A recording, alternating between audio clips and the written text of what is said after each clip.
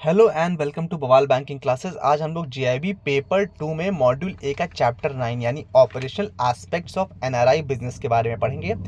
NRI business में सबसे पहले आप समझ लीजिए एनआरई और एनआरओ अकाउंट के बारे में। कुछ और भी अकाउंट्स हैं जैसे डीडीए वगैरह होते हैं, वो हम लोग बाद में देखेंगे। सबसे पहले एनआरई अकाउंट देखते हैं। एनआरई अकाउंट के बाद में हम लोग पहले बहुत डिटेल में पढ़ चुके हैं। इसके जीआईबी जो पेपर 1 है उसके मॉड्यूल डी में बहुत डिटेल में दिया हुआ है, ठीक है। तो प्लीज़ उसको आप जाके एक बार देख सकते हैं। जो नॉन रेंट अकाउंट्स होते हैं उनमें बेसिकली वो जो अकाउंट्स हैं ये सिर्फ और सिर्फ ऑथराइज डीलर्स के द्वारा ही खोले जा सकते हैं। और जो कुछ अन्य बैंक भी जैसे कोऑपरेटिव बैंक्स हैं उनको भी आरबीआई ने ऑथराइज किया है कि वो भी इसको खोल सकते हैं। किसको? नॉन रेजिडेंट एक्सटर्नल रुपये अकाउंट यानी एनआरई अकाउंट को। ये अकाउंट करंट अकाउंट भी होते हैं, सेविंग भी हो सकते हैं, रिकरिंग भी हो सकते हैं, फिक्स डिपॉजिट अकाउंट भी होते हैं। यदि एनआरई अकाउंट ज्वाइंट खोलना है तो उस केस में दो या दो से ज़्यादा एनआरआईज खोल सकते हैं आपस में, या फिर उनके साथ पीआईओ हो सकता है, पर्सन ऑफ इंडियन ओरिजिन, ठीक है। जो कोई अगर किसी रेजिडेंट रिलेटिव के साथ खोलना है तो वो सिर्फ और सिर्फ फॉर्मर सर्वाइवर बेसिस पे खुलेगा। मतलब कोई एक एनआरआई है, दूसरा इंडियन सिटीजन है, सॉरी इंडियन रेजिडेंट है, सिटीजन नहीं बोले, सिटीजन तो सभी हैं, ठीक है। तो उस केस में वो फॉर्मर सर्वाइवर बेसिस पे का, मतलब उसको सिर्फ एनआरआई पर्सन ही यूटिलाइज कर सकता है, इंडिया वाला यूटिलाइज नहीं करता until unless NRI is alive, ठीक है। जो एनआरई अकाउंट होंगे उसमें जो ट्रांजैक्शंस रेजिडेंट को अलाउ किए जाएंगे वो सिर्फ और सिर्फ पावर ऑफ अटॉर्नी के थ्रू ही अलाउ किया सकते हैं। अदरवाइज रेजिडेंट अपने साइन से कुछ भी उसमें लेन देन नहीं कर सकता है, लेकिन अगर पावर ऑफ अटॉर्नी उसको मिल जाएगी तो कर सकता है।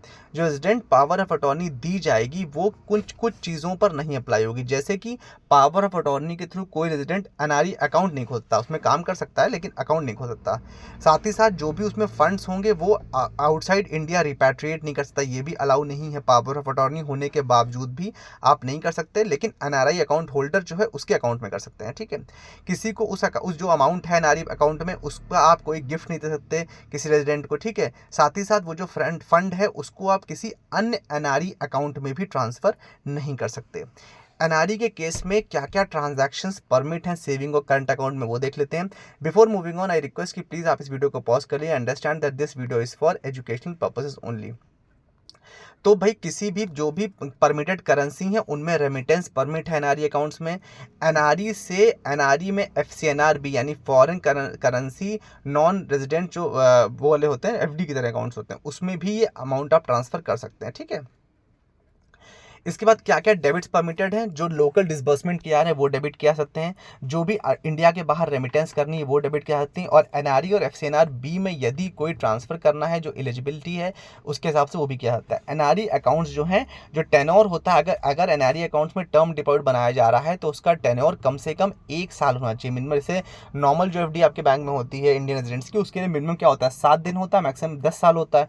इस केस में मिनिमम टेन्योर 1 साल का ये कहा गया है। टैक्स एग्जेम्पशन के लिए कहा गया कि एनआरई डिपॉजिट्स में जो भी इनकम होगी, मतलब कि इनकम कहां से होगी एनआरई डिपॉजिट में, या तो पैसा बाहर से आएगा और या फिर आपको ब्याज मिलेगा जो पैसा जमा है, तो उस ब्याज पर किसी भी प्रकार का इनकम टैक्स या वेल्थ टैक्स नहीं देना होगा। ये एग्जेम्पशन होता है एनआरई अकाउंट्स में। लोन अगेंस्ट एनआरई डिपॉजिट्स के लिए कहा गया है कि यदि किसी भी एनआरई डिपॉजिट के अगेंस्ट लोन लेना है तो उसमें कौन कौन बोरोवर होगा। जो बोरोवर होगा वो सिर्फ अकाउंट होल्डर होगा, या फिर जो थर्ड पार्टी इंडिया है वो भी इसकी बोरोवर, मतलब कि सपोज आपने एनआरई अकाउंट खोल रखा है मिस्टर ए ने और उसका कोई रिलेटिव है मिस्टर डी, तो मिस्टर डी ने कहा कि हमको लोन दे दिलवा दो भाई, तो उसने अपनी गारंटी दे दी कि भाई ठीक है हमारा जो डिपॉजिट है उसके अगेंस्ट इनको लोन दे दिया जाए, तो थर्ड पार्टी का भी लोन हो सकता है। परमिटेड अकाउंट क्या है, अमाउंट क्या है, इसमें कोई भी मॉनेटरी लिमिट अमाउंट नहीं है, जितना चाहे उतना लोन मिल सकता है अगेंस्ट द टर्म डिपॉजिट, जैसे एलटीडीआर होता है loan against term deposit receipt, उस तरह से। मार्जिन रिक्वायरमेंट क्या है, मार्जिन जो भी सूटेबल मार्जिन होगी वो अप्लाई किया, जल्दी 5 से लेकर 20% तक का मार्जिन रहता है। बस ये शर्त कही गई है कि जो भी लोन किया जाएगा उस पैसे को इंडिया के बाहर रिपैट्रिएट नहीं किया जाता, मतलब इंडिया के बाहर नहीं भेजा जाता। एलिजिबल पर्पस क्या क्या है, कई सारी चीज़ें एलिजिबल है, लेकिन जो चीज़ें नहीं एलिजिबल है वो आप देख लीजिए। मतलब कि ये जो पैसा लोन, मतलब एनआरई डिपॉजिट के अगेंस्ट लोन लिया गया, उस लोन वाले पैसे को रीलैंडिंग पर्पस के लिए इस्तेमाल नहीं किया जाएगा, एग्रीकल्चर पर्पस के लिए इस्तेमाल नहीं किया जाएगा, इंडिया के अंदर रियल इस्टेट बिजनेस में इन्वेस्टमेंट के लिए नहीं इस्तेमाल, मतलब आप फ्लैट खरीद सकते हो लेकिन रियल इस्टेट बिजनेस में इन्वेस्ट नहीं कर सकते, दोनों चीज़ें अलग अलग है, ठीक है। प्लांटेशन एक्टिविटीज में भी इस्तेमाल नहीं किया जाएगा, इन चीज़ों के लिए मनाही है। रिपेमेंट बाय होल्डर के लिए कहा गया है जो भी लोन सैंक्शन अकाउंट होल्डर को किया जाएगा वो बाद में या तो अकाउंट होल्डर पे कर दे, या फिर जो उसके डिपॉजिट्स हैं उनके थ्रू एडजस्ट भी किया जा सकता है, या फिर इंडिया के बाहर से अगर कोई रेमिटेंस हो रही है, कोई पैसा उस अकाउंट में आया तो उससे भी, उस बैलेंस से भी उस अकाउंट को मतलब सेटल रिपेमेंट किया सकता है। लोन आउटसाइड इंडिया के लिए कहा गया है कि ऑथराइज डीलर्स जो हैं वो अपनी ब्रांचेस के थ्रू इंडिया के बाहर भी एनआरई डिपॉजिट्स जो इंडिया के अंदर है उसके अगेंस्ट लोन ऑफर कर सकते हैं, ठीक है, वो भी अलाउ है। Foreign currency non resident account यानी FCNR अकाउंट क्या होता है? इसमें भी टर्म डिपॉजिट सिर्फ FCNR में सिर्फ और सिर्फ टर्म डिपॉजिट ही होते हैं, इसमें RD परमिट नहीं होती है। इसमें जो टेन्योर होता है वो 1 साल से 5 साल, जैसे नॉर्मल FDs होती हैं उसी को अगर कोई नॉन रेजिडेंट अपना FD कराता है उसको बोलते हैं FCNR, ठीक है। FCNR के 1 साल से लेकर 5 साल तक का होता है। जैसे नॉर्मल FD आपकी जो बैंक इंडियन रेजिडेंट्स की होती है वो 7 दिन से 120 महीने तक की होती है, इनका है 1 साल से 5 साल तक की। इसमें फ्लोटिंग या फिक्स दोनों ही रेट्स परमिटेड होते हैं। नॉन रेजिडेंट ऑर्डिनरी अकाउंट क्या होता है? NRO, जैसे NRE होता है वैसे ही NRO होता है। फर्क सिर्फ इतना है कि NRO में ऑर्डिनरी वर्ड आ गया, इसका मतलब उसमें जो करेंसी है वो इंडियन रुपीस में डिनोमिनेट करी जाएगी। ये सेविंग, करंट, रिकरिंग या फिक्स डिपॉजिट हर प्रकार के अकाउंट में NRO खोले जाते हैं। इसमें जॉइंट अकाउंट भी खोले जाते हैं। इसमें जो NRI है वो इंडियन रेजिडेंट्स के साथ फॉर्मर सर्वाइवर या जॉइंटली बाय ऑल के बेसिस पर भी अकाउंट खोल सकता है, ठीक है। इसमें जो इस केस में अगर फिक्स डिपॉजिट किया जाएगा तो उसका मिनिमम टेन्योर कितना होगा? 7 दिन होगा, जैसे नॉर्मल इंडियन करेंसी में होता है। क्या क्या क्रेडिट इसमें परमिसिबल है? जो भी इनवर्ड रेमिटेंस होगी इंडिया के बाहर से वो इसमें आ सकती है। जो भी इंडिया के जो लेजिटिमेट ड्यूज होंगे इंडिया में वो इसमें आ सकते हैं। कोई भी NRO अकाउंट से ट्रांसफर है तो वो भी किया जा सकता है इसमें। कोई भी रुपी के फॉर्म में कोई गिफ्ट है या किसी रेजिडेंट रिलेटिव जो उसने LRS स्कीम के अंदर कोई लोन या कुछ भेजा है तो वो भी इसमें रिसीव किया जा सकता है। डेबिट्स क्या क्या इसमें अलाउ हैं? सिर्फ इसमें आप लोकल पेमेंट इसके थ्रू कर सकते हो, आप दूसरे NRO अकाउंट्स में ट्रांसफ़र कर सकते हो, लेकिन रेमिटेंस अगर आपको बाहर करनी, इंडिया के बाहर पैसा भेजना है तो वो NRO में अलाउ नहीं है। इसमें आप लोन अगर आप चाहोगे तो थर्ड पार्टी का या स्वयं जो अकाउंट होल्डर है उनको लोन भी मिल सकता है इस डिपॉजिट के अगेंस्ट, ये भी कंडीशन बताई गई है। NRO NRE और NRO में क्या डिफरेंस होता है? पहले तो एक्रोनिम यानी फुल फॉर्म। NRE मतलब नॉन रेजिडेंटल एक्सटर्नल रुपी अकाउंट, NRO मतलब नॉन रेजिडेंट ऑर्डिनरी रुपये। NRE में पैसा बाहर से डॉलर या अदर करेंसी में आएगा और वो इंडियन करेंसी में कन्वर्ट होकर आप उसको यूटिलाइज करते हो या आप उसको डॉलर में भी मान सकते हो।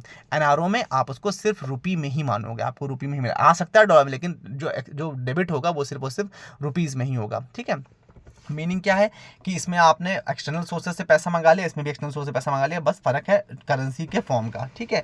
NRE अगर जॉइंट खोलना है तो उस केस में सिर्फ दो NRI आपस में ही खोल सकते हैं, लेकिन NRO अकाउंट में इंडियन रेजिडेंट्स के साथ भी जॉइंट अकाउंट खोला सकता है। इसमें NRE में जो डिपॉजिट है फॉरेन करेंसी में होगा, विड्रॉल इंडियन रुपी में होगा। NRO में जो डिपॉजिट है वो फॉरेन और इंडियन दोनों रुपीज़ में हो सकता है, लेकिन विड्रॉल सिर्फ और सिर्फ इंडियन रुपी में हो सकता है। NRE में रेट ऑफ इंटरेस्ट कम होता है, NRO में ज़्यादा होता है। NRE में जो इंटरेस्ट है वो टैक्स फ्री होता है, मतलब जो भी इंटरेस्ट आप कमाते हैं उस अकाउंट में, NRI अकाउंट में, उसमें किसी प्रकार का वेल्थ या इनकम टैक्स नहीं लगता है। NRO में जो कमाते हैं उसमें टैक्स लगता है। Before moving on I request कि आप प्लीज़ चैनल को लाइक, शेयर, सब्सक्राइब कर लीजिए and please comment so that we can have a better outlook. Repatriability के लिए कहा गया कि NRE अकाउंट में जो भी पैसा होगा उसको इजीली रिपैट्रिएट किया जाता है, मतलब इंडिया के बाहर भेजा सकता है, लेकिन NRO अकाउंट में जो इंटरेस्ट आपने अर्न किया है वो तो आप रिपैट्रिएट कर सकते हो, बट प्रिंसिपल जो है वो फ्रीली रिपैट्रिएबल नहीं होगा। With this we have come to an end of part 1। I hope you like the session, do like, share, subscribe. और इसके बाद हम लोग नेक्स्ट वीडियो में फॉरेन नेशनल जो इंडिया विजिट कर रहे हैं उनके अकाउंट्स के बारे में पढ़ेंगे। Thank you so much for your valuable time.